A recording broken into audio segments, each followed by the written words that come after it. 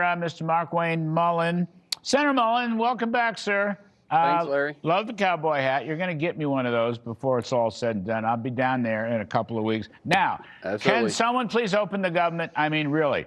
The airplane crashes and worries and people are upset, and all the Democratic unions are trying to get the government open. Nobody's getting paid. The military's in combat in harm's way. They ain't getting paid.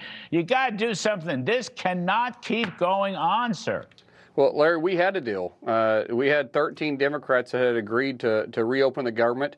They wanted to get past Tuesday's election because they wanted to make sure their voters showed up, so they didn't want it to look like they caved last week.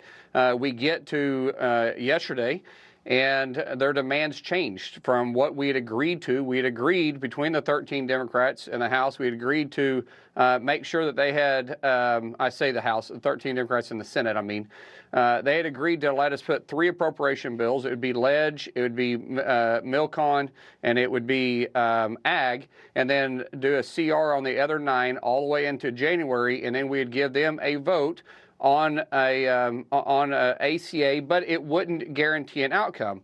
That was agreed to. Now their demands are they want to guarantee the House will do it. They want to take authority away from the president. They want the president to reinstate some of the stuff that he has taken away from the former Biden administration. It's like we're not doing that. There's no way for us to agree that. There's no way I'd even ask the president to do that, Larry. So what we're going to do in the Senate, and we're going to go ahead and put the bill forward that we had agreed to. We're going to try putting it on the floor tomorrow or maybe Saturday, and we're going to say, okay, vote against Ag. When you vote against Ag, you're saying you don't want to fund SNAP program.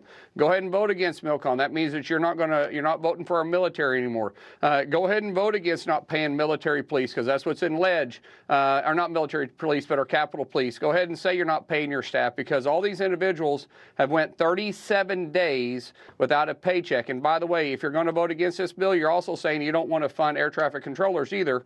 So you're going to say that we want these planes to continue to stay on the ground. Yeah, but you first of all, you're just a couple of weeks from Thanksgiving.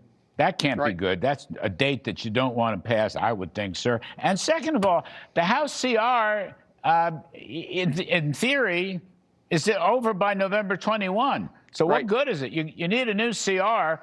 And you know, look, you can't just take the eraser at the top of your pencil and erase that day. You got to run through a whole new CR.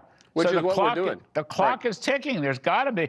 And I just think the public, I don't know who's to blame, okay? People smarter than me can figure that out.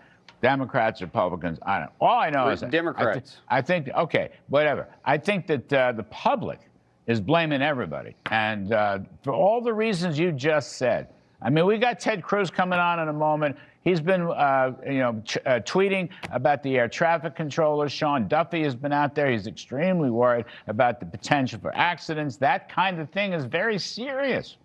Well, and Larry, the American public should be frustrated with all of us. But the truth is, we've never asked the Democrats to do anything that they haven't already done. We asked them to vote for a clean CR that Chuck Schumer wrote a year ago, and these same Democrats are voting against it now, voted for 4 other times. Now, because the clock has run out, we have to change the date. Now we're saying, okay, we have appropriation bills done. Let's go ahead and put the appropriation bills that have came out of committee, by the way, with overwhelming bipartisan support. I'm talking about only 2 or 3 no's, period. Everybody's voted for this on the floor. And now we're saying we're going to put these 3 bills that the House has voted on, that the Senate has voted on, bipartisan support, and we're going to CR the rest of it, open government back up, get all these employees paid, and we're going to go past the holidays into January so we won't have this fight that people are worried about making sure they can afford Thanksgiving and worried about affording Christmas. So you're going to vote tomorrow on this new document? Well, if we can get unanimous consent, because there's, all these debate procedures that we have in the Senate, if we can get unanimous consent to allow the Democrats to let us move it forward waive the debate time, then we will. If not, the clock will run out sometime on Saturday, and we'll vote on it on Saturday. All right. Thank you, sir. Senator Mark Wayne Mullin, great state of Oklahoma. We appreciate it. As always, great to see you.